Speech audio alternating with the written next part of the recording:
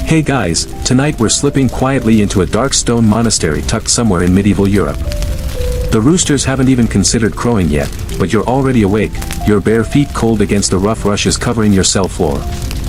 Outside, it's nothing but black sky and the faintest promise of dawn on the horizon. You pull your wool robe tighter as you trudge down the silent corridor, the echo of your sandals on stone reminding you that everyone else is still asleep, except for the brothers who brew. You step into the chill of the courtyard, your breath curling up like ghostly incense as you make your way toward the small brew house. A sleepy chicken stares at you from its roost, unimpressed by your devotion to the pre-dawn beer shift. In the distance, you hear a bell toll softly for vigils. You sigh. You'll pray later. Right now, you need water and wood if anyone's going to drink beer today. So, before you get comfortable, take a moment to like the video and subscribe, but only if you genuinely enjoy what I do here. Go ahead and post your location and what time it is where you are listening tonight. Now, dim the lights, maybe turn on a fan for that soft background hum, and let's ease into tonight's journey together. Your hands curl around the old wooden bucket stacked by the well. The rope creaks as you lower the bucket down into pitch-black water, listening to the distant splash that seems to echo back from another century entirely. You begin hauling it up, arm muscles straining, wondering yet again why no one in the monastery has invented a pulley for this. Historians still argue whether medieval monks truly preferred to keep their labor humbly inefficient as penance, or whether, like modern monks, they simply never got funding for equipment upgrades. You walk to the woodpile, feeling icy dew seeping into your sandals, and begin stacking thick birch logs in your arms. Your nose tingles in the pre-dawn air as the faint scent of malt and yeast clings to the brewing house walls. This scent has seeped into every stone and timber over decades. Some say the monks chose brewing because it was easier than farming, but records show their beer often kept the abbey financially afloat, so really, you could say beer was their retirement fund. Pushing open the brewhouse door, you're hit with a wave of comforting warmth. Inside, two older monks nod at you, steam curling around their tonsured heads like sleepy halos. One gestures toward the hearth where water is already heating in a giant blackened pot. You set your wood down, feeling the heat seep into your cold fingers. Another monk hands you a stubby beeswax candle so you can see what you're doing. He smirks. "Don't drop it in the mash again," he says softly. The others chuckle under their breath. Last week, you gave the ale a faint waxy undertone that not everyone appreciated. You tuck the candle into a nearby niche and begin sorting through sacks of barley, running your fingers through the grains. Each sack is labeled with small wooden markers, some from the monastery fields, some bartered from local peasants who can't pay their tithes in silver. A couple of mice dart out of sight as you shift the sacks, and you wonder for a moment if they're enjoying a better breakfast than you are. Monasteries in medieval Europe were renowned for their brewing skill. Brewing was safer than drinking water, which often carried unpleasant surprises. You might think monks spent their lives solemnly praying in silent contemplation, but truth is, they prayed while making beer, they chanted while bottling beer, and they slept deeply after drinking beer. You probably wouldn't survive a week on the thin, bitter monk ale that passed for breakfast beer here, but it kept them hydrated and obedient, if slightly fuzzy-headed. You glance up at the stained glass window now glowing faintly blue with dawn. Another day, another brew. As you hoist the barley sack onto your shoulder, you catch the quiet laughter of a young novice struggling to carry his own. "Careful," you whisper with a grin. "Or we'll be drinking dust instead of ale." You carry the heavy sack of barley over to the grinding area, your shoulders already feeling the strain of the morning. The grinding stones sit waiting, two thick circles of granite, the bottom one anchored to the earth, the top one balanced carefully to rotate with each push. You pour a portion of barley into the central hole and watch it vanish between the stones with a soft hiss. You brace yourself, place your palms firmly on the smooth-worn handles of the top stone, and begin to push. The grindstone creaks in protest, but slowly it begins to turn, chewing the barley into coarse, dusty flour.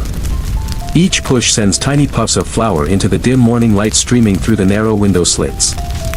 You keep your head down as you work, focused on the task, listening to the rhythmic scrape of stone against stone. Your back starts to ache quickly. You pause to roll your shoulders, only to hear one of the older monks chuckle from across the room. "You're too soft," he says, flicking his gaze at your skinny arms. "In my first year, I could barely lift the sack." By my second year, I could grind it before prime prayers and still help with cheese-making. Historians still argue whether monks considered brewing and grinding barley true holy labor or simply a necessary economic task to keep their communities fed and funded. Some argue the physical grind was part of spiritual discipline, a reminder of humility and bodily submission. Others point to records suggesting monks often hired lay workers to do the hardest labor, keeping their own hands free for prayer, study, and beer tasting. Your palms grow warm against the wood. You adjust your grip, trying to ignore the ache creeping down your arms into your wrists. With each rotation, a gentle, earthy scent rises, warm barley, faintly sweet, almost nutty. It's surprisingly comforting.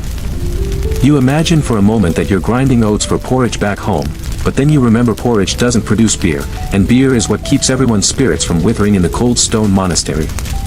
A mouse scurries across the floor, pausing by a fallen barley grain. You watch him nibble for a second before he disappears behind a stack of empty barrels. That one's been living here since Advent, mutters a monk beside you, wiping his flour-dusted hands on his robe. We should name him. Another brother grins from his station. How about Saint Barleybite? They all laugh softly, the sound echoing off the low wooden beams.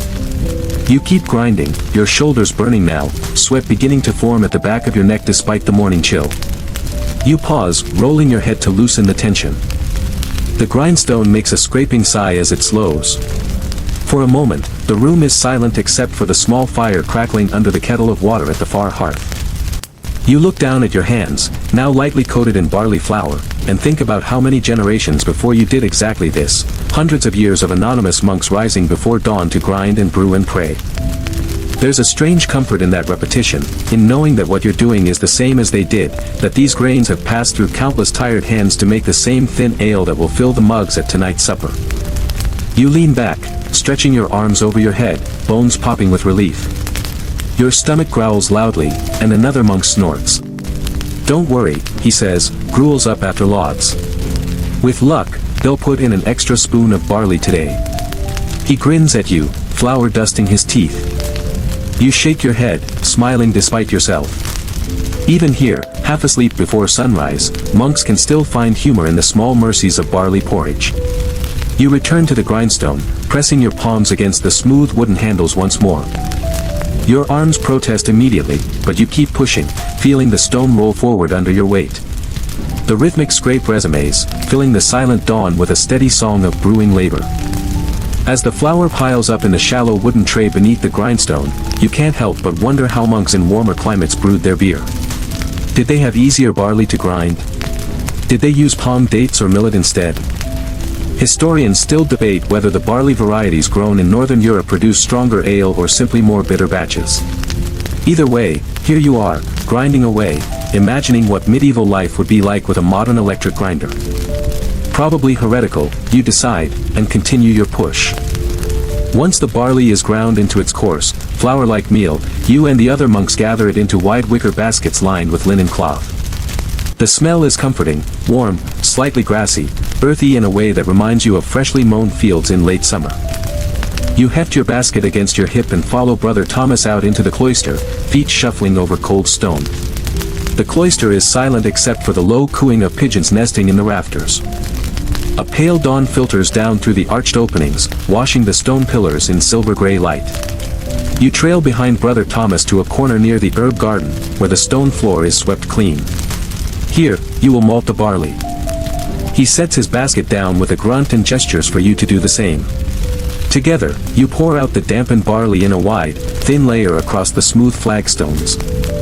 The kernels look almost golden in the growing light, and you run your fingers through them, spreading them evenly with gentle strokes. It feels oddly satisfying, like raking a Zen sand garden if that garden smelled faintly of beer and dust. Malting barley is an ancient practice. By letting the grains sprout, you unlock enzymes that convert starches into sugar for fermentation later. Historians still argue whether monks discovered this sprouting method themselves or inherited it entirely from Roman brewers. Either way, by the medieval period, monastic brewers had turned malting into an art, part science, part prayer, and part patient waiting. You spend the morning on your knees, turning the grains every hour so they sprout evenly. Your fingertips become rough with barley dust, and your knees ache against the cold flagstones. Brother Thomas hums softly under his breath, an old hymn that drifts lazily through the cloister arches. At one point, you catch yourself nodding off mid-turn, your forehead almost dipping into the barley. He nudges your shoulder gently. Sleep later. Sprout now, he murmurs with a wry smile. As the sun rises higher, warming the stones beneath you, you notice tiny pale shoots emerging from the barley grains. They look fragile, almost translucent. A small fly lands on one, and you flick it away gently. The sprouts are delicate, but each contains the sweetness needed to feed the yeast later.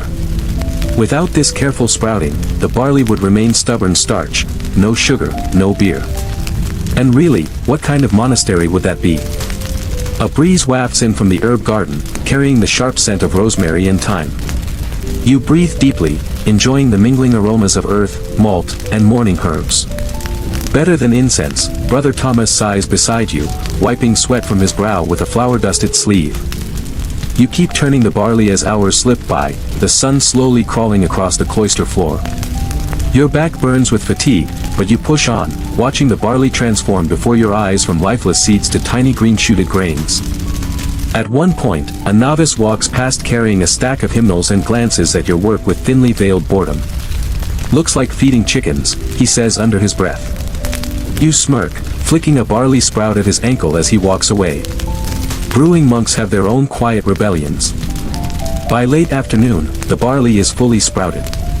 You brush a stray kernel off your robe, watching as it skitters across the stone floor. Brother Thomas leans back on his heels, sighing with satisfaction. Tomorrow, he says, we kiln it. You nod, trying to ignore the stiffness creeping up your spine. He claps you on the shoulder. Not bad for your first full malting, he says softly.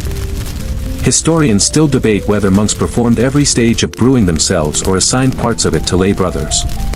Some records suggest novices like you often spent their early years on menial brewing tasks before advancing to copying manuscripts or tending the library. But here you are, grounded firmly in the sprouting barley of the cloister floor, your fingernails packed with tiny white rootlets, your knees sore, and your spirit surprisingly at peace. You rise slowly, stretching your arms overhead. The cloister arches glow golden in the late sunlight, pigeons cooing sleepily above. You gather your baskets, now heavy with living, sprouted barley, and follow Brother Thomas back inside. Your robes smell of earth and malt and dawn labor. As you walk, you think again how beer in this place isn't just drink, it's devotion, it's survival, it's tradition. And tomorrow, with luck and prayer, it will be even better. The next morning arrives with a thick gray mist curling along the cloister halls. Your shoulders ache as you carry the baskets of sprouted barley toward the kiln room, a small chamber tucked behind the main brew house. The door creaks open to reveal warm, flickering light and the faint smell of wood smoke mingling with sweet malt. Inside, the kiln is already glowing with gentle heat. Its low stone walls hold an iron grate above smoldering coals, sending up thin streams of warmth rather than roaring flames. Brother Thomas stands nearby, stirring the embers with a long iron rod. He waves you in without looking up. Bring them close. We begin before terse prayers, he says, his voice rumbling softly. You kneel to set down the baskets, breathing in the comforting scent. Kiln drying the malt halts the sprouting process while deepening its flavor, giving the beer its signature taste. Historians still argue whether medieval monks purposefully varied their kiln temperatures for different beer styles or simply accepted whatever uneven heat their humble kilns produced. Brother Thomas shows you how to spread the damp, sprouted barley across wide woven mats laid over the grate. You use your fingers to break apart clumps of barley shoots, feeling the warmth rising from below seep into your chilled skin. The barley begins to steam gently, a faint nutty sweetness curling upward with the mist of evaporation. You sit cross-legged beside the kiln, slowly raking the barley to ensure it dries evenly. The room is warm and quiet except for the occasional pop of a coal shifting beneath the grate. One novice dozes in the corner, his head nodding forward until Brother Thomas taps him with the iron rod, sending him blinking back into drowsy attention. No sleeping near the malt, he says with a half-smile. We don't want snored-on beer. Your stomach rumbles as the malt aroma thickens, sweet, warm, and bready. It's almost torturous in a monastery where breakfast is thin gruel and ale, with rarely a crumb of fresh bread. You rake the barley slowly, the grains now dry to the touch, their color shifting from pale cream to a soft golden tan. Some darker flecks appear where the kiln heat is strongest. You wonder for a moment if those slightly burned bits will ruin the flavor, but Brother Thomas simply nods approvingly. Those will give the ale its depth, he murmurs. Historians still debate how consistent medieval beer flavor truly was, given the unpredictable nature of kiln fires and local wood types. Oak might impart one flavor, while birch or willow another entirely. But here, among the quiet monks, you realize no one worries about tasting notes or modern craft beer snobbery. If it's clean, nourishing, and strong enough to warm the belly after a long prayer vigil, it's perfect. As the barley finishes drying, you and Brother Thomas lift the mats carefully, shaking the crisp malt into wide wooden troughs. The dried sprouts fall away, leaving sweet golden malt ready for the next stage. A novice sweeps up the stray rootlets, stuffing them into a clay jar to feed to the chickens later. Nothing goes to waste here. Brother Thomas wipes sweat from his brow, leaving a faint streak of soot across his forehead. Tomorrow, we mash, he says softly, looking at the neat piles of dried malt with tired satisfaction. You nod, shoulders sagging under the long hours, but a small smile tugs at your lips. The malt is beautiful, golden and fragrant. For a moment, the misty dawn outside feels far away, replaced by this warm, sweet-smelling world of quiet purpose. You help carry the troughs back to the cool storage room, where the malt will rest overnight. The stone floors are cold under your sandals, but the scent of fresh malt clings to your robe like a promise of the beer to come. As you walk, you wonder what tomorrow's mash will be like, whether it will bubble like thick porridge or pour smooth and silken. Historians still argue about the exact mash consistencies monks used, but one thing is certain, whatever texture it is, you'll be the one stirring it at dawn. The next morning arrives damp and gray once again, and you're back in the brew house before the sun even peaks above the monastery walls. Your arms feel heavy from days of grinding and malting, but there's a quiet satisfaction humming beneath your fatigue. Today is mash day. You watch as Brother Thomas opens the malt storage bins, releasing a comforting rush of sweet, roasted scent into the cool air. He gestures you closer with a crook of his finger, handing you a wide flat wooden scoop. Together, you begin transferring the malt into giant wooden tubs, each the size of a small donkey cart. The grains rattle softly as they fall, like gentle rain on dry earth. Historians still argue about the exact size of medieval mashing tubs, since few have survived intact. Some records mention tubs so large 2 men could sit inside scrubbing them, while others describe smaller, waist-high barrels. Here, your monastery's mash tuns rise nearly to your chest, their thick oak planks blackened by decades of steaming mash. You climb a small wooden step stool to peer inside. Brother Thomas is already pouring in steaming water from an iron kettle, the heat curling upward in shimmering waves. He nods at you to begin stirring. Gripping a long wooden paddle taller than yourself, you plunge it into the bubbling mix. Immediately, the smell of warm malted barley and damp wood envelopes you. It's comforting, earthy, and faintly sweet with a sharp undercurrent of something like fresh-cut straw. You begin stirring slowly, feeling the resistance of thick mash against the paddle. Steam clings to your face, dampening your hair and soaking into your robe's coarse fibers. Brother Thomas leans on his own paddle nearby, eyes half-lidded with the calm patience of someone who has done this hundreds of times. Don't rush, he says softly. The mash listens to your rhythm. A stray joke drifts from another monk behind you. Don't let it clump, or we'll have barley porridge instead of beer. You smile despite the sweat beginning to bead along your hairline. Your arms ache almost instantly, and you switch sides to keep them from burning out entirely. The mash thickens into what looks like steaming breakfast cereal, bubbling faintly around the edges. You think about scooping some out to taste, just to see what beer porridge might be like, but decide against it. Probably heretical, or at least deeply disappointing. Historians still debate how precise medieval monks were in temperature control during mashing. Some argue they used their arms as thermometers, plunging in elbows to test the heat, while others suggest they read the rising steam's thickness as a guide. Here, Brother Thomas does both. He dips a bare elbow into the mash and nods approvingly. Warm, not scalding. Perfect, he murmurs, shaking droplets off onto the stone floor. For what feels like hours, you stir.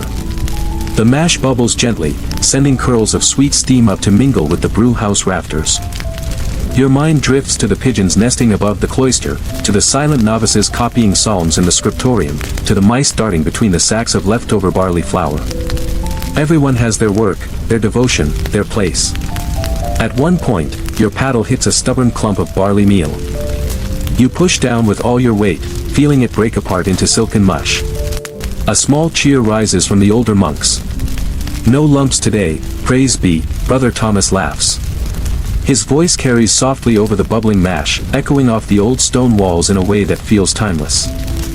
As you continue stirring, sweat dripping down your spine despite the morning chill outside, you notice a few stray barley husks floating near the surface, swirling in slow, sleepy circles. You wonder idly how much husk ends up in the final ale, and whether anyone truly minds.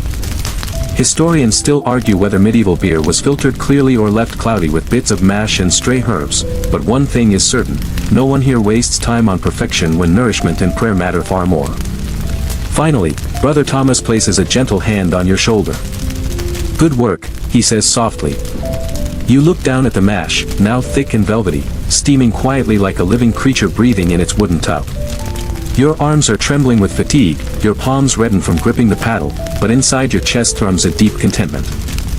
You set down the paddle, leaning against the tub's edge for a moment, breathing in the scent of sweet barley, damp wood, and faint smoke curling in from the adjacent kiln room. Another dawn's task nearly complete. Tomorrow, you'll gather the monk's secret yeast. But for now, your work has transformed cold hard grain into something rich, nourishing, and one step closer to becoming the ale that sustains this silent stone world.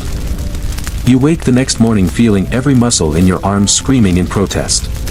But there's no time for rest. Today is Yeast Day, the monk's most closely guarded brewing secret. As you shuffle into the brew house, rubbing sleep from your eyes, you notice Brother Thomas already waiting by the hearth, his hands folded calmly within his robe sleeves.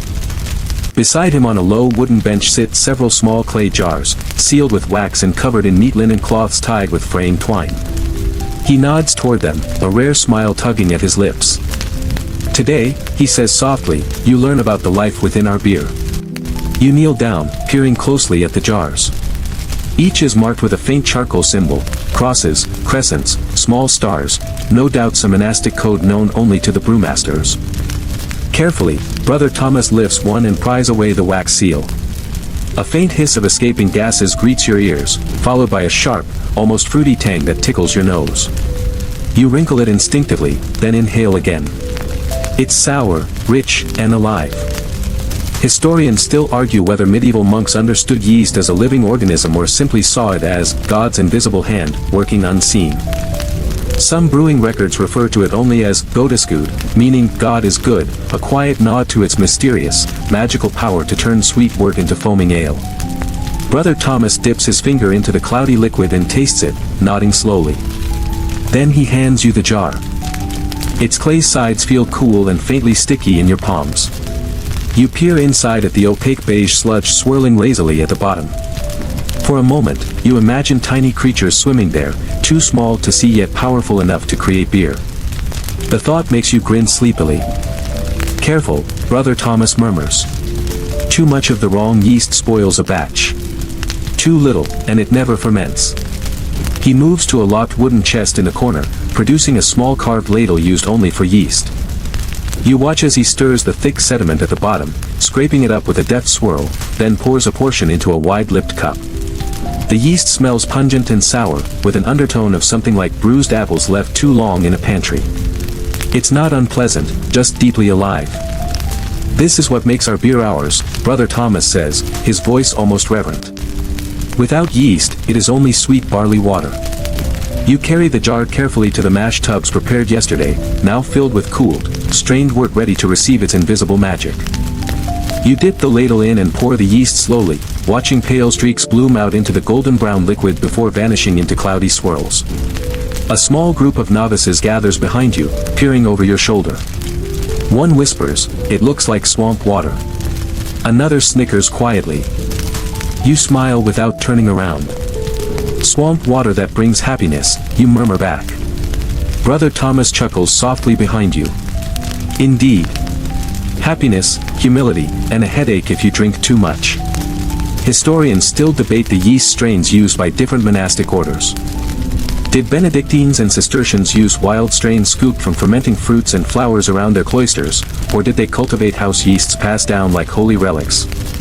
Some claim yeast jars were guarded as closely as relic bones or golden chalices. Brother Thomas lifts another jar to his nose, nodding approvingly at its scent. We keep several strains, he explains quietly. If one fails, another survives. It is insurance.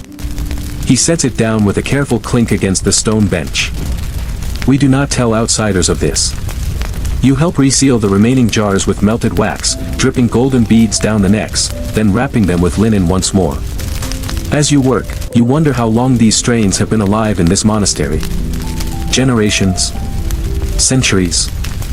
Each batch of beer breathing life into the next, carrying secrets from brewer to brewer in a chain of yeast-slicked devotion. When all is sealed, Brother Thomas bows his head in silent prayer. You follow, closing your eyes as his quiet Latin words slip through the brewhouse steam. Outside, a raven croaks harshly on the cloister roof. Inside, it is silent but for the faint bubbling of yeast beginning its ancient work, a hushed promise of ale to come. As the prayer ends, you open your eyes to find Brother Thomas watching you with a faint smile. Tomorrow, he says softly, we gather the herbs. Your stomach growls at the thought. No hops in this monastery, only bitter herbs, earthy and strange. You nod, clutching the warm yeast jar to your chest as though it holds the monastery's very soul. Because, in a way, it does. Dawn comes soft and pale, light spilling into the cloister like diluted milk. You trudge out to the herb garden with a wicker basket hanging from your arm, your robe brushing against damp thyme and wild clover sprouting between the flagstones. Brother Thomas walks ahead of you, humming a chant under his breath curling into the chilly air. Today is herb gathering day. Without hops, medieval monks relied on grut, a blend of bittering herbs that gave their ale unique flavors and mild preservative qualities. Historians still argue whether these herb blends were primarily for taste, ritual symbolism, or practical brewing chemistry. You kneel by a patch of yarrow, its tiny white blossoms trembling in the breeze like lace. Brother Thomas points at the silvery leaves. These bring bitterness, he murmurs, but also soothe fevers. A good herb for ale in winter. You pinch the stalks gently and begin cutting them with your small iron knife, placing each stem carefully into the basket. Nearby, you spot mugwort growing in a tangled patch beside the old stone wall. Its scent is pungent, almost medicinal, tinged with camphor and sage. Mugwort keeps away evil dreams, Brother Thomas says softly as you gather it. Drink enough mugwort ale, and you'll sleep like Saint Joseph. You smile faintly, imagining a mug of bitter mugwort beer before bed instead of your usual thin broth. Next, you follow him to the wood's edge where sweet gale bushes grow, their waxy leaves glistening with dew. The scent is sharp and resinous, almost peppery, and you pluck each leaf carefully. A small green beetle scuttles out from beneath one leaf and vanishes into the grass. Brother Thomas watches you gather with silent approval. Not too much, he warns. Too much gale, and the ale becomes more curse than blessing. Historians still debate the safety of sweet gale in large quantities, with some medieval records hinting at mild toxicity while others praise its antiseptic qualities. You decide to trust Brother Thomas's quiet expertise rather than risk brewing beer that knocks out half the choir during Vespers. You walk back toward the brew house, your basket now fragrant with a bouquet of wild bitterness, yarrow, mugwort, sweet gale, and a handful of dried rosemary saved from last summer's harvest. Each step crunches softly on the cloister gravel, the scent rising with every jostle of your basket. This, Brother Thomas says, is what separates us from mere tavern brewers. Inside the brew house, you spread the herbs onto a wide linen cloth to sort them. The room smells like a medieval apothecary, sharp greens, earthy sweetness, a faint tang of yeast bubbling in the nearby tubs. You separate the herbs into neat piles, picking out stray grass blades and tiny insects. At one point, you find a sleepy spider nestled among the mugwort leaves. You gently lift it onto the windowsill, whispering, "Go find a prayer corner." Brother Thomas chuckles quietly from his station at the kettles. "Careful," he says. "The spider might improve the flavor." You roll your eyes but smile anyway, feeling warmth spread through your chest despite the cold stone underfoot. As you finish sorting, you gather each pile into small linen bags tied with thin hemp cord. These will steep in the boiling wort later, infusing the ale with their complex bitterness and faint medicinal notes. No modern IPA can match the strange, quiet forest flavors of medieval Grut ale. Historians still argue about the precise Grut recipes used by monasteries. Some included juniper berries or ground ivy, others fennel, caraway, or heather flowers. Each region's beer carried the memory of its local landscape, a bottled echo of fields and woods, streams and hedgerows. You sit back on your heels, rubbing your aching knees. The brew house glows golden in the dawn light, steam curling lazily from the kettles, yeast bubbling softly in its clay jars, herbs perfuming the air with their old-world secrets. Brother Thomas places a hand on your shoulder. Tomorrow, he says softly, we boil the wort. Then, we wait. You nod, exhaustion and anticipation mixing warmly in your chest. Brewing beer, you realize, is more than grain, water, and yeast. It is time, patience, silence, prayer, and a basket full of bitter-scented herbs gathered at dawn. The morning air inside the brew house feels thick and warm, heavy with the mingled scents of yeast, malt, and damp stone. Today is boil day, and already Brother Thomas has filled the great copper kettle with sweet wort drawn from yesterday's mash. You stand beside him, barefoot on the cool flagstones, your linen herb bags clutched tightly in your hand. He nods for you to approach. The kettle's copper sides glow dully in the dim morning light, reflecting the flickering orange of the small fire roaring beneath it. You can hear the low groan of heating metal and the occasional bubble rising to the surface, popping with a quiet hiss. Add them, he murmurs softly. You untie the linen cords and drop each herb bundle carefully into the wort. The yarrow sinks first, its tiny white blossoms collapsing under the heat. Mugwort follows, releasing its pungent, medicinal aroma almost instantly, filling the brew house with a sharp green scent. Sweet gale is last, the leaves curling and darkening as they disappear beneath the bubbling surface. Historians still argue about how long medieval monks boiled their wort. Some records suggest short boils just to sterilize, while others describe long, rolling boils of several hours to concentrate sugars and deepen flavor. Here, Brother Thomas chooses the middle path, a steady 2-hour boil, long enough to purify but not enough to scorch the wort's sweetness into bitterness. You sit on a low stool beside the kettle, watching the foam rise and settle again, in a calming rhythm that matches your own slow breathing. The steam clings to your hair, dampening it into curling wisps around your temples. You rub your hands together, warming them in the kettle's radiant heat. Brother Thomas stirs the wort with a thick wooden paddle, scraping the kettle bottom to prevent scorching. They call this the brewer's vigil, he says softly. Waiting. Watching. Praying the herbs do their work and nothing boils over. A novice walks past carrying a bundle of firewood and mutters under his breath, praying it finishes before terse prayers. Brother Thomas raises one eyebrow but says nothing, returning to his slow, meditative stirring. The wort darkens as it boils, deepening from pale gold to a warm amber brown. You lean forward to breathe in its aroma. Sweet barley, bitter mugwort, faint resinous gale, a whisper of rosemary. It smells like a medieval forest after rain, earthy and soothing with a hidden wild sharpness. At one point, foam threatens to rise over the kettle's lip. Brother Thomas blows across the surface, and to your amazement, the foam sinks obediently. He catches your astonished stare and shrugs. Steam and prayer, he says with a wry smile. You stifle a giggle that bubbles up despite the sleepy quiet of the brew house. Historians still debate whether such tricks, like blowing away foam or adding herbs in a specific order, were based on observation or superstition. Perhaps both. Here, though, nothing feels superstitious. It feels like tradition, a rhythm inherited from brewer to brewer for generations.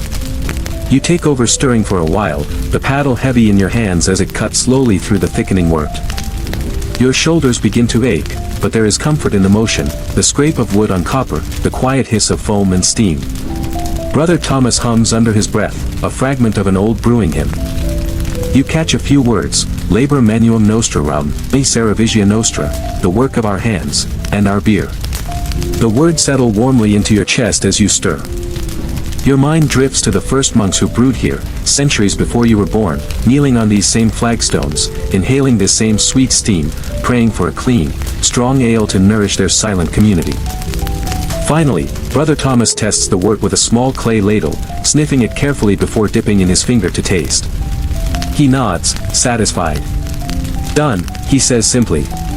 You help him lift the kettle off the fire, muscles straining with the weight. Together, you set it down on thick wool cloths to cool. The steam continues to rise, swirling into the vaulted beams like a blessing, carrying the earthy scent of malt and herbs out into the cloister beyond. Tomorrow will be fermentation day, when yeast begins its quiet magic. But for now, the wort rests, golden brown and steaming softly in the dawn light. You sit back against the cool stone wall, closing your eyes, the kettle's warmth seeping into your tired bones. Brother Thomas chuckles softly beside you. "Sleep now," he murmurs, before the yeast wakes up. You rise before dawn the next morning, the monastery still wrapped in hushed pre-dawn darkness. The only light comes from flickering lanterns lining the cloister halls as you walk toward the brew house. Today is fermentation day, the day when all your work with grain, water, and herbs finally becomes beer. Inside, the brew house feels cool and silent. The boiled wort from yesterday rests in wide, open vats, its surface now still and glassy under the dim lamplight. A faint sweet herbal aroma rises, mingling with the damp stone scent of the early morning. Brother Thomas stands beside one of the vats, holding a clay jar of yeast like a sacred relic. "You're ready?" he asks softly. His eyes are rimmed with fatigue, but there's a gleam of quiet anticipation there, too. You nod, your stomach fluttering with sleepy excitement. He dips a ladle into the yeast jar, stirring up the thick, cloudy sediment at the bottom. The smell that wafts out is sharp and sour, tinged with bruised apple and bread dough. Historians still argue whether medieval monks realized yeast was alive, or if they simply saw it as a mysterious gift from God. Here, Brother Thomas treats it with reverence, lowering the ladle carefully over the vat. "Pour it slowly," he instructs. You grip the wooden handle, feeling the yeast's weight as you tip it forward. Thick, beige liquid dribbles out in a swirling ribbon, curling down into the dark wort. Instantly, pale clouds bloom beneath the surface, disappearing like silent ghosts into the golden depths. Brother Thomas begins stirring with a broad wooden paddle, folding the yeast into the wort in slow, steady circles. Foam rises, carrying with it the bright sour scent of fermentation's first breath. You take over stirring, feeling the gentle resistance of liquid against wood, the scent filling your nose and settling in your chest like a warm promise. "Yeast is quiet work," Brother Thomas murmurs, eyes half closed. No clanging hammer, no chanting prayers. Just waiting. Watching. A novice enters, rubbing his eyes, and mumbles, like raising children, then. Brother Thomas snorts softly without looking up. Children cry louder. You continue stirring until your shoulders ache, then cover the vat with a wide linen cloth to keep out dust and wayward flies. The yeast will now work for days, eating the sugars, belching out alcohol and bubbles to create the monastery's ale. Historians still debate how medieval brewers controlled fermentation temperatures without modern thermometers or cooling coils. Some suggest deep cellars and cool dawn brewing were their only tools. You simply trust Brother Thomas's quiet knowledge. After covering the vat, you follow him to the storage room where empty barrels line the walls in neat rows. Some are scarred with old repairs, iron hoops rusted by decades of use. Others smell faintly of herbs and old ale, each plank saturated with generations of brewing memory. You run your hand along the nearest barrel, feeling the rough grain of oak beneath your fingertips. Soon these will hold the fermented beer, aging it further into the drink that nourishes every monk from dawn to dusk. Brother Thomas notices your quiet reverence and nods. "These barrels have been here longer than I," he says softly. "Longer than you will be, too." Later in the morning, you return to the fermenting vats. Already, a thin layer of pale froth has formed on the surface, tiny bubbles rising in lazy clusters. You lean in to inhale its scent, sweet, sour, and faintly grassy, like fresh bread dough sprinkled with woodland herbs. Brother Thomas stirs the foam back down with a slow, careful paddle sweep. Historians still argue whether medieval monks used open or closed fermentation vessels more often. Some drawings show open vats like these, exposed to the monastery's yeast-laden air. Others describe tightly sealed barrels, their bungs corked and waxed against the outside world. Here, the monks let their yeast breathe, trusting it to thrive in silent communion with the cloister's stillness. As dawn shifts into morning and light fills the brew house windows, you find yourself sitting beside the vat, chin resting on your knees, listening to the faint fizz and sigh of living yeast at work. It's a quiet sound, easily missed among clattering bells and choir chants, but here, in this moment, it feels as sacred as any sung song. Brother Thomas places a gentle hand on your shoulder. Tomorrow, he whispers, we barrel the ale. You nod, eyes half closed with exhaustion, feeling the warmth of his touch and the silent bubbling of yeast beneath the linen cloth. All your days of grinding, malting, boiling, and stirring are coming together in this hidden miracle of fermentation, a miracle as old as monasteries themselves.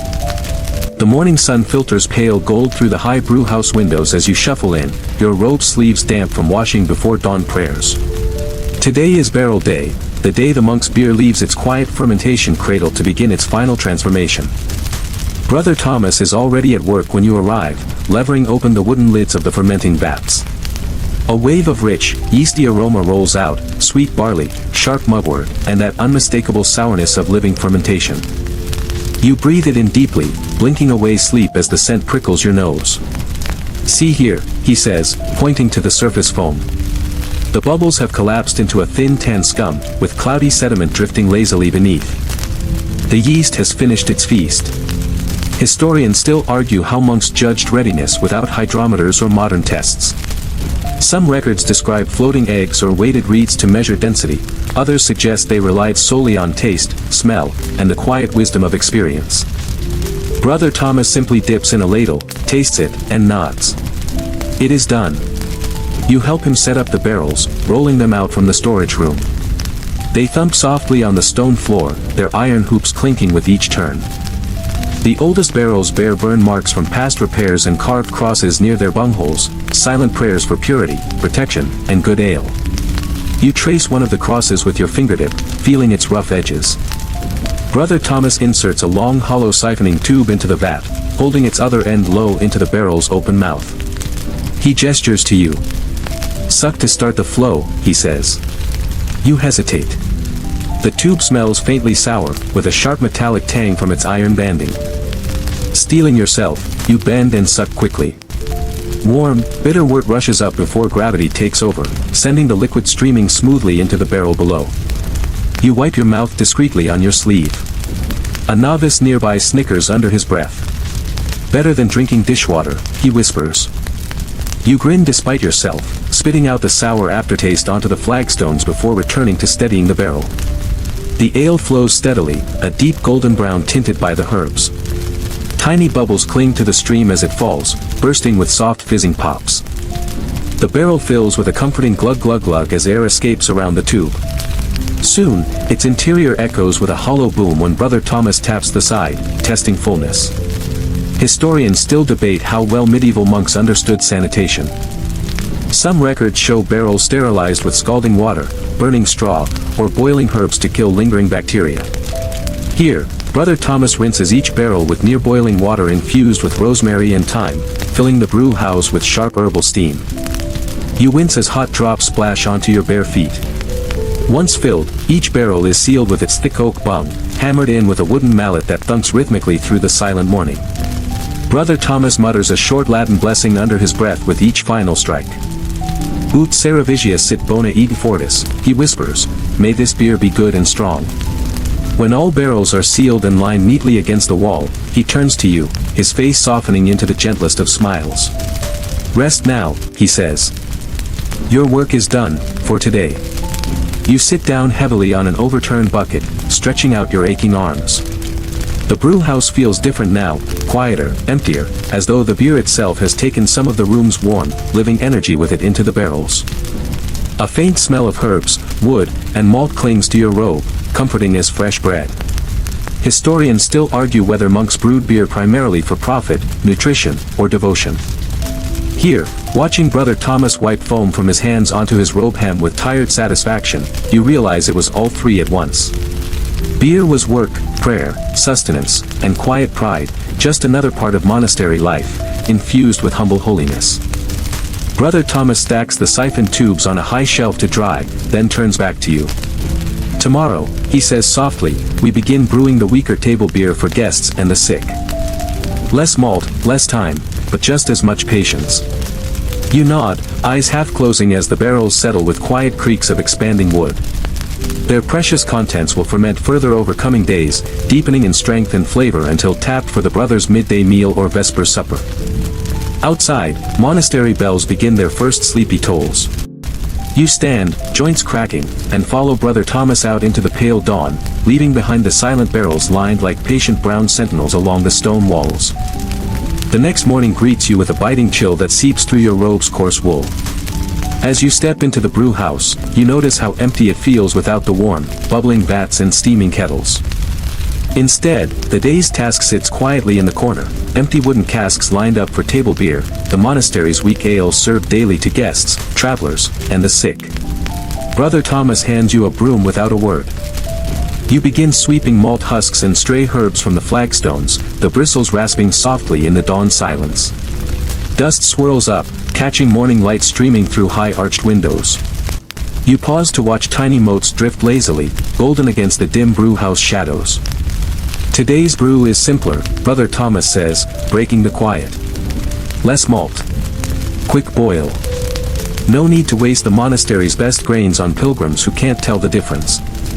There's no malice in his voice, just the quiet practicality of a man managing God's resources with care. Historians still argue whether medieval table beer contained enough alcohol to classify as beer by modern standards. Some say it was more nourishing than intoxicating, thick with calories from unfermented grain, low in alcohol, and safer than untreated water. Others suggest table beer often carried mild alcoholic potency, especially when monks needed to keep guests politely drowsy before long sermons. You set down the broom and begin measuring malt into a smaller wooden tub. The grains feel rough and cool between your fingers. This malt is lighter and less roasted than yesterday's batch, pale golden with a faint smell of dry grass. You pour steaming water over it, watching it cloud into a thin, sweet-scented mash. Brother Thomas stirs quietly beside you. When I was a novice, he says, his voice low, we would sneak cups of table beer before prime prayers.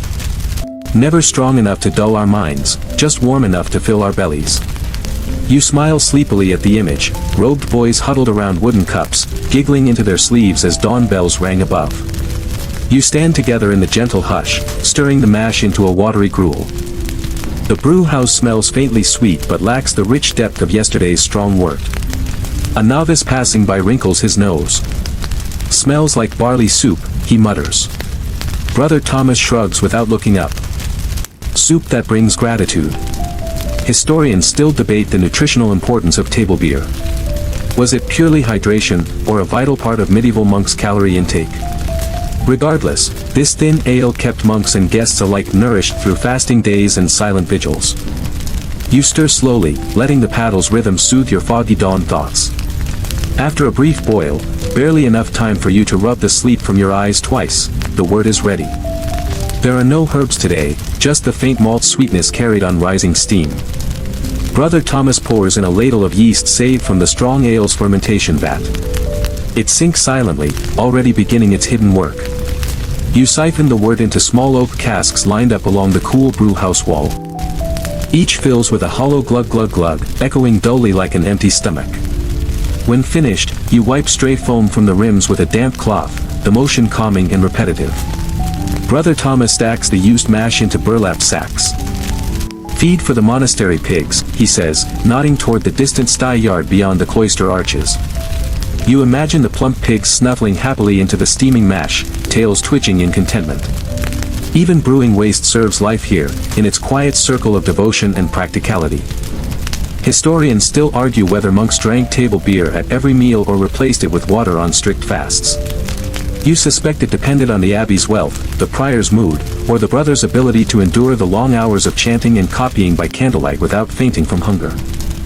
When the barrels are sealed and stacked, Brother Thomas brushes stray malt dust from your shoulders. Tomorrow, he says softly, you will clean the kettles. The work never ends, nor should it. You nod, feeling a deep weariness in your bones but also a quiet peace. Brewing here is more than labor, it is devotion made tangible, transforming humble grain into nourishment, prayer into action, and silent mornings into barrels of ale waiting patiently in the shadows. Outside, the first monastery bells toll across the sleeping valley, and you follow Brother Thomas out into the rising dawn mist, your robe hem trailing faint malt dust behind you. You wake the next morning with aching shoulders and barley dust clinging to your hairline.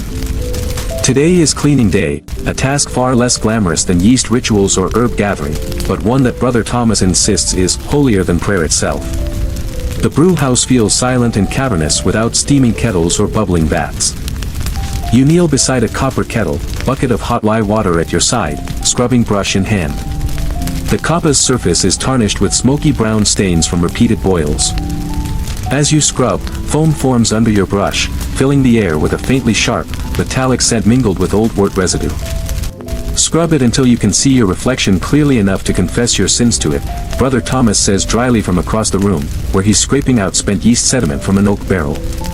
You snort softly at his gentle sarcasm, shifting your weight to ease the ache in your knees. Historians still argue whether medieval brew houses used strong lye soaps for sanitation or relied purely on boiling water. Here, Brother Thomas uses both. He trusts neither alone to keep bad humors from souring future batches.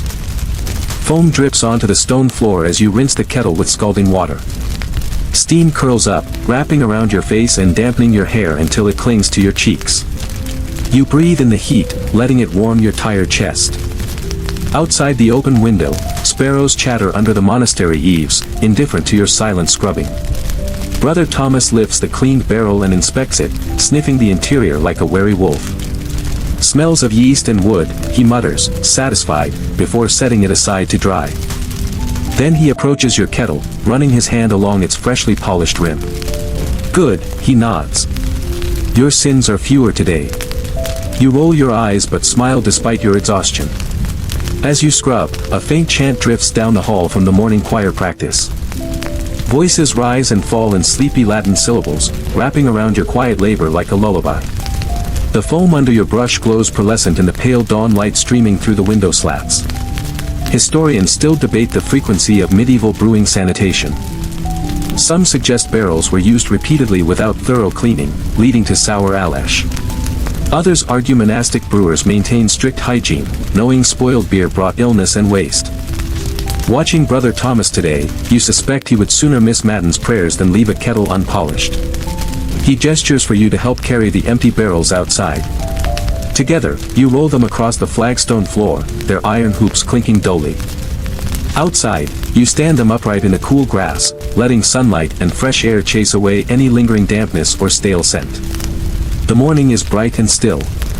Bees hum among cloister flowers, and somewhere a donkey brays in the distant stable yard. You close your eyes briefly, feeling the sun warm your eyelids. For a moment, you allow yourself to imagine the coming Sabbath, a day with no brewing, no scrubbing, just quiet prayer and simple meals of cheese, bread, and a thin cup of table beer. Brother Thomas interrupts your reverie with a gentle tap on your shoulder. Daydream on your own time, he says softly, though there's no sting in his voice. The barrels won't carry themselves back inside. You grin sleepily and grip one barrel rim in each hand. Together, you and Brother Thomas roll them back into the cool shadowed brew house, lining them up along the far wall in neat rows. The air still smells faintly of soap, yeast, and hot copper, a scent of quiet purity, ready for tomorrow's tasks. Historians still argue whether these cleaning rituals were rooted in practical brewing or sacred symbolism of purification. You decide it is both. Scrubbing kettles until your fingers wrinkle with lye water, lifting steaming barrels until your back aches, it is labor that sanctifies the worker, just as prayer sanctifies the mind. When the last kettle is rinsed and hung upside down to dry, Brother Thomas claps your shoulder gently. Tomorrow, he says softly, we taste last week's finished brew. You will see why we do all this. You nod, feeling your chest flutter with quiet anticipation. The thought of tasting the ale you helped birth from grain, water, herbs, and prayer settles warmly into your weary bones. Outside, the sun rises fully, lighting the brew house windows into squares of glowing gold. You breathe in deeply, the smell of clean copper, fresh air, and faint malt sweetness, and feel a small, silent satisfaction spread across your chest. The morning bells wake you before dawn, their deep tolls rolling across the cloister like waves against a silent shore. Today is tasting day, the day you finally sip the ale that has consumed your weeks of labor, prayer, and weary scrubbing. You walk to the brew house in hushed anticipation, robe sleeves brushing along the dim stone hallways. Brother Thomas is already waiting, barrel tap in hand, his face lit with a rare mischievous smile. Ready to taste your sins and virtues alike, he asks softly, gesturing to the row of sealed barrels lining the cool wall. You nod, heart fluttering. He chooses a medium-sized oak barrel, one you helped fill and seal days ago. The wood is dark and damp-streaked, iron hoops flecked with dried malt foam. Brother Thomas inserts the tap with a firm twist, then hands you a small wooden tasting cup, its rim chipped from years of silent service. He tilts the tap open with a gentle creak. Ale flows out in a smooth amber stream, frothing faintly as it hits the cup. You hold it close to your nose, inhaling deeply. It smells of earthy malt sweetness, bitter herbs, and a faint sharp yeast tang. The scent alone feels nourishing. Drink, Brother Thomas whispers. You take a slow sip. The ale is cool and lightly carbonated, a thin foam clinging to your upper lip. Its taste spreads gently across your tongue, sweet roasted grain, subtle bitterness from mugwort and yarrow, a faint resinous note of sweet gale at the back. It is soft, mild, and deeply comforting, like fresh bread steeped in wild forest herbs. Historians still argue whether medieval monastic beers were stronger than modern Alesh. Some records suggest daily drinking beers at 2 to 3% ABV, others closer to 5 to 6% for feast days or guest offerings. Here, this ale tastes mild enough to drink with every meal yet carries a quiet strength that warms your chest as it settles. You glance up to see Brother Thomas watching you with a small, satisfied smile. Not poison, then, he asks dryly. You snort softly, wiping foam from your nose with your robe sleeve. Not poison, you echo, your voice warm and quiet. Together, you sip from the tasting cup, passing it back and forth in comfortable silence. The brew house feels peaceful in the dawn light, dust motes drifting through golden sunbeams like drifting prayer wisps. Brother Thomas leans against a barrel, cup cradled in his calloused hands. Historians still argue, he murmurs, whether brewing is an art or a science. But monks have always known, it is devotion. His voice grows softer, almost lost under the sound of a sparrow chattering outside the open window. The grain is God's. The herbs are His. We simply help them find each other. You sip again, feeling the ale settle warmly into your belly, dissolving weeks of aches, dawn chills, and stiff joints in its quiet, bittersweet comfort. After tasting, you help Brother Thomas fill clay jugs for the day's meals, dipping them from the barrel and sealing each with a cork stopper. Foam drips down your fingers as you work, and you lick away the bitterness, tasting mugwort's tang again with a faint smile. When the last jug is corked, you carry them out into the pale morning, stacking them in a wicker basket to deliver to the refectory. As you walk the cloister halls, your footsteps echo softly under the vaulted ceilings. The jugs knock gently against each other in your basket, a comforting wooden clink with every step. Historians still debate whether monks viewed beer as a daily pleasure or a mere food staple. But as you walk, the basket warm against your hip and the taste of wild herbs lingering on your tongue, you realize it was both, nourishment for the body, quiet delight for the spirit. You reach the refectory doors just as dawn breaks fully across the monastery gardens. Warm golden light floods the flagstones, illuminating the basket of jugs in your arms. For a moment, you pause, letting the sun warm your tired face. Behind you, Brother Thomas calls softly from the brew house doorway. Tomorrow, he says, we brew again. You nod without turning, knowing this cycle will never end, and feeling, for the first time, a deep, silent gratitude that it doesn't. The next morning dawns gray and drizzling. You pull your robe tighter around your shoulders as you hurry through the cloister, sandals slapping damp flagstones. Inside the brew house, warmth greets you like an old friend, the quiet orange glow of the fire, the rich earthy scent of malt, and Brother Thomas's low humming as he grinds fresh herbs. Today is a teaching day. Not of brewing itself, but of what it means to brew. Brother Thomas motions you closer, gesturing to a worn wooden bench near the herb table. Sit, he says softly. Today, you learn why we brew without hops. You perch on the bench, the wood cool beneath you. He lays out 3 bundles before you, yarrow with its feathery leaves, mugwort with long dusty stems, and sweet gale with its faintly waxy leaf surface. Their scents rise together, forming a wild, sharp green cloud around your tired head. Hops, he begins, arrived in some places long ago, but our abbey kept its own tradition. Grut. He rolls the word slowly in his mouth, as though tasting it. A sacred blend of herbs that warms the spirit, and lines the bishop's coffers. You blink at him, startled by his dry humor. He smiles faintly, eyes crinkling. Historians still argue whether monasteries resisted hops out of devotion to tradition or simple economics. Hops made brewing cheaper, beer lasted longer, and abbots lost their grip taxes. He leans in closer, lowering his voice to a conspiratorial whisper. But taste it yourself. Mugwort's bitterness is not harsh like hops. Yarrow gives a forest brightness. Sweet gale carries resin warmth, like pine sap on your tongue. He hands you a sprig of mugwort to chew. Its taste spreads slowly across your tongue, a dry bitterness, almost medicinal, but softened by faint green sweetness. You swallow, feeling its warmth trickle down your throat like gentle forest rain. Brother Thomas turns to grind dried sweet gale leaves, the pestle crunching softly in his stone mortar. Before hops, these herbs flavored every ale from Norway to the Holy Roman Empire. Each village guarded its secret mix. Some added rosemary, others heather or ground ivy. He gestures to a small clay jar sealed with wax. Here we keep rosemary, for days when plague fears rise. Historians still debate whether Grut ale carried medicinal benefit. Monks believed mugwort calmed stomach pain and drove out evil spirits lurking in the gut. Yarrow soothed fevers. Sweet gale repelled fleas. You smile sleepily at the thought of your beer acting as medieval multivitamin, potion, and flea repellent in one. Brother Thomas gathers the herbs together in his palms, lifting them to his nose. He inhales deeply, closing his eyes. For a moment, he looks like a child, lost in simple scent memories of fields and forests beyond monastery walls. We brew without hops because it connects us to the earth, he murmurs, voice slow and distant. To the saints who walked here before us, and to the pagan kings who drank Grut before they ever heard Christ's name. You watch him, the herb scent wrapping around your sleepy mind like green smoke.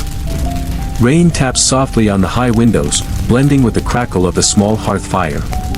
Historians still argue whether monks felt brewing was holy work or merely humble kitchen craft. But as Brother Thomas opens his eyes and looks at you, truly looks at you, you realize that for him, brewing is prayer without words. A silent offering of hands, herbs, and heat to the quiet, watching God of stone cloisters and misty hills alike. He sets the herbs aside and rests his hand gently on your shoulder. Tomorrow, he says softly, we harvest fresh yarrow from the river banks.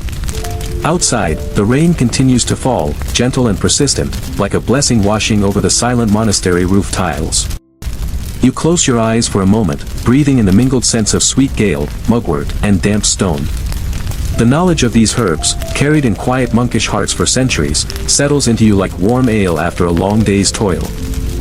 Dawn arrives muffled in mist and drizzle as you trudge out with Brother Thomas along the narrow dirt path beyond the cloister walls.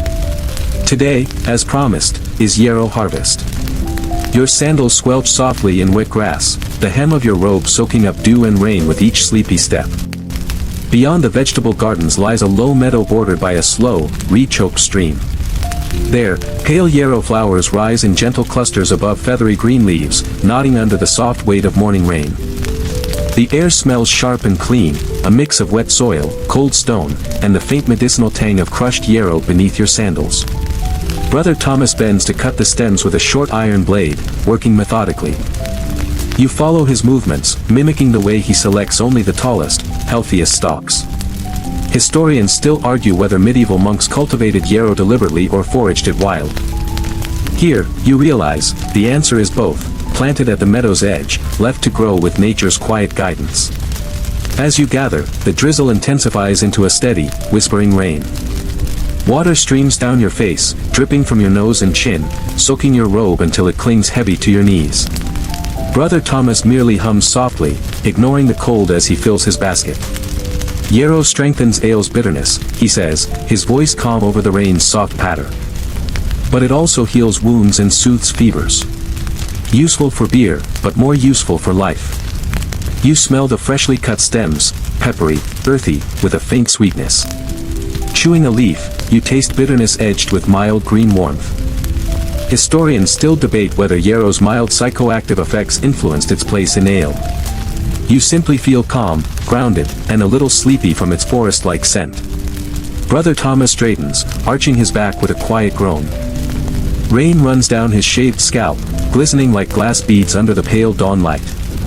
Enough, he murmurs, nodding at your nearly full basket. We will dry these in the brewhouse loft.